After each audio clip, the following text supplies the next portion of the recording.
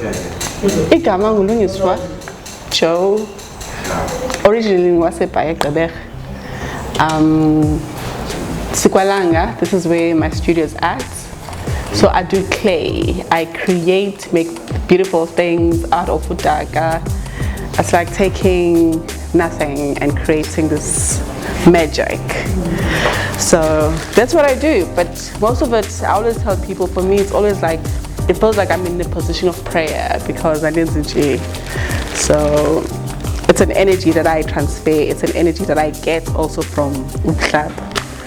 So we'll create something simple like this.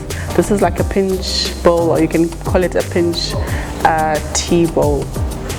So this is where I started. I started with the basics of pinching.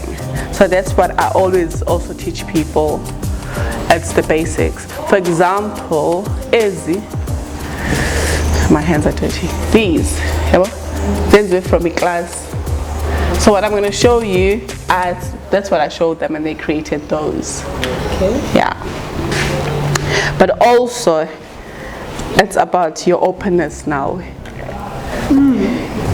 Because at the end of the day, I think I tell and details are all go. Now you clay, now you're in communication, now. So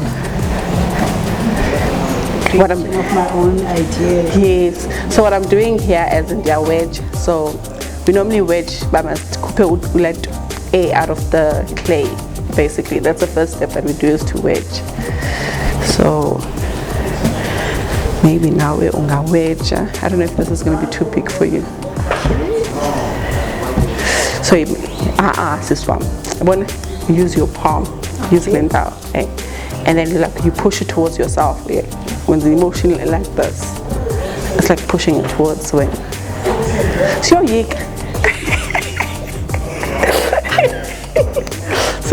get in it. It seems so easy. I know, but it's like the more you do it, the easier it is. How long have I been doing it for? Weird enough, I started as a hobby. I did classes because I wanted something different to do. So I did classes just as if in Dela. And then at some point I stopped. I was like, no man, the hobby expensive. And then COVID happened, and it happened that I had clay at home, and then I started making things, and then people were showing interest, and then that's how it all started, as friends asking me, am I selling, am I teaching? That's how it all evolved. But also besides that, I feel like also eKhay just took over, and then came at a point where I was open enough to let it be the thing. So I needed to allow it to use me as a vessel. So yeah, so I'm full-time in clay now. Who would have thought? What was your first discipline? First discipline, actually, I've always been in the creative industry. I've always loved handmade stuff. I worked in film, costume design. I worked at the CDI, where I worked with other creators, makers, craft makers. So it's always been like about the hand. It's always been about creating. So that's what I've been doing. And actually, when I did the classes, I just came out of a film job where I was the head of department with costume, but it frustrated me. So I wanted her to let all that energy out, and then clay was it. Yeah. So, I'm gonna see cards again. Okay.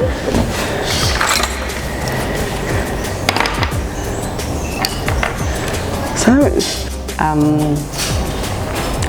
I think clay has taught me to allow myself to listen and trust, because sometimes it's hard to just trust. Yeah, like they're phoned every time. Like, I think in a way.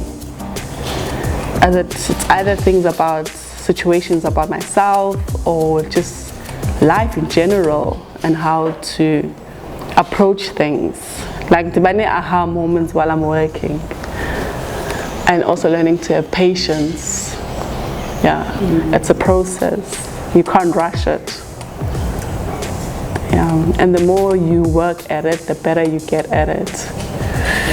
And other things, someone can teach you, but the process will teach you most of the things that you need to know. That's what I've learned. But you really learn them as you are busy in the process. Okay, when we. So if you have an app, you can always kind of do that. Fill it in like that.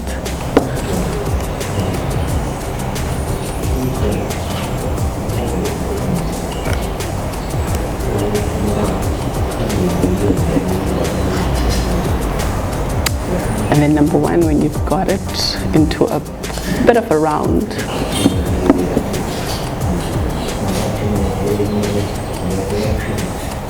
you can even up. It works. Okay, that's perfect actually. Yeah. This is what we're going to be working with. So our hands are going to be our major tool right now. Okay. So what I normally do is I try and push, like I use my thumb to push in, and then I turn the clay around, and until I feel that there's still enough clay at the bottom as a base. So what I'm trying to get at is that. Okay. So now you just, and then go around, you do a movement like that, up.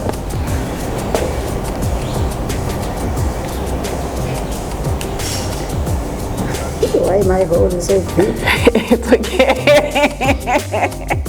It's okay. It's okay. So another thing, okay, when we've got that, so we're going to start pinching. It's like, because the pinch at this is doing that, and the leaves for are doing that. It's like we're doing emotion. Okay. So you go inside, and then we pinch.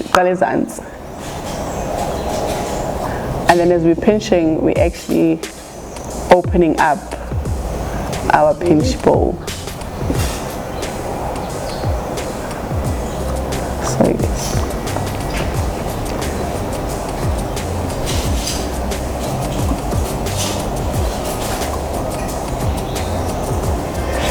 So this is kind of like basic of starting to learn to work with duck, and you can create so many things just out of a pinch. And then if you have funa, you can even put it on the, to give you a bit of a support.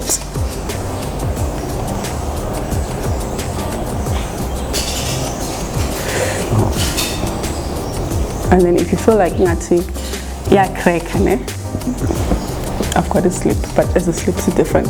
Let me give you a different, let's make a different slip actually.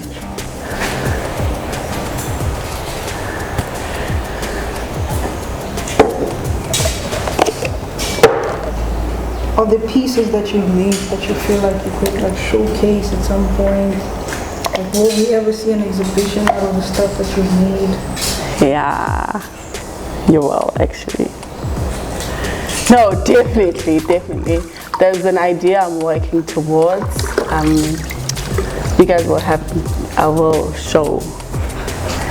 have a Mikelo one.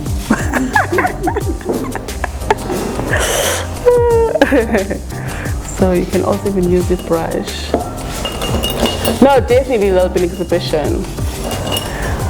And this year, actually, let me commit to it. And then put a bit. And then you use this part to kind of rub. We're trying to get it smooth. So we're pinching. Pinching is the first thing that you learn when you start learning to work with udak. A it's a technique that you can even teach to kids. But there's so many things you can do with it. So Uzo is pinching her bow. See, you still have a bit of Ezanzema, so you can still go in.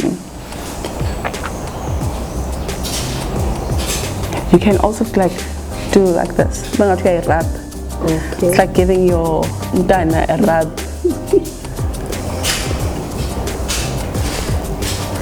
Okay. Yeah.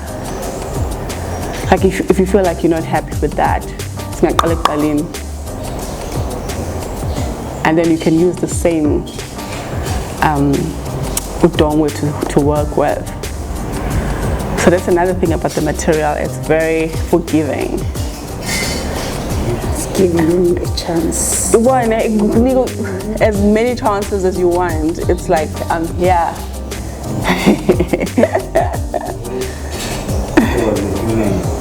You wish it was a human.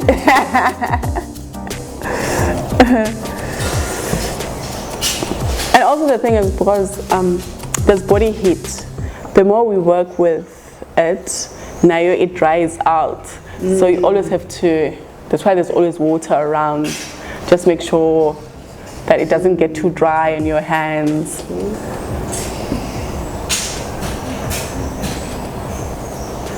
So you just always kind of make sure that, because you're transferring energy. So this is my pinch ball. I can pinch ball any way that you want it to be. So this is where we start. This is where I started. And this is how I start creating most of my work, actually.